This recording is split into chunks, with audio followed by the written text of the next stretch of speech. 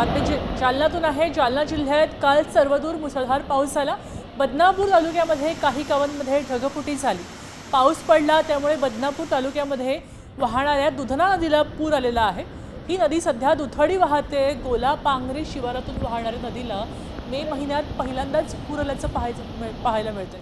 ग्रामस्थांनी या प्रतिक्रिया दिलेल्या आहेत। तर आज सकाळपासूनच जालना जिल्ह्यामध्ये पावसानं उघाड दिली असली तरी सुद्धा जिल्ह्यातल्या नद्या आजही प्रवाहित झालेल्या पाहायला मिळत आहेत। याचा आढावा घेतलाय आमचे प्रतिनिधी अक्षय शिंदे यांनी। जालना जिल्ह्यामध्ये पावसाने अक्षरशः हाहाकार घातलेला आहे। जालन्यातील बदनापूर तालुक्यामध्ये काल ढगफुटी सदृश पाऊस झाला आणि यानंतर बदनापूर शिवारातून वाहणाऱ्या दुधना नदीला जो आहे तो महाभयंकर पूर आलेला आहे। आपण या ठिकाणी पाहू शकतो की ही नदी जी आहे ती दुथडी भरून जी आहे ती वाहताना आपल्याला या ठिकाणी पाहायला मिळते।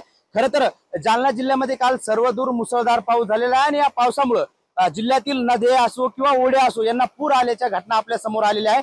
आपण जर पाहिलं तर मी सध्या जालन्यातील गोलापांगरी या ठिकाणी उभा आहे आणि या ठिकाणची ही दुधना नदी वाहते आणि या नदीला महाभयंकर पूर आल्याचं आपल्याला या ठिकाणी पाहायला मिळतंय। खरं तर काल बदनापूर तालुक्यातील वाकुळणी भाईगाव या परिसरामध्ये ढगफुटी सदृश पाऊस झालेला आहे।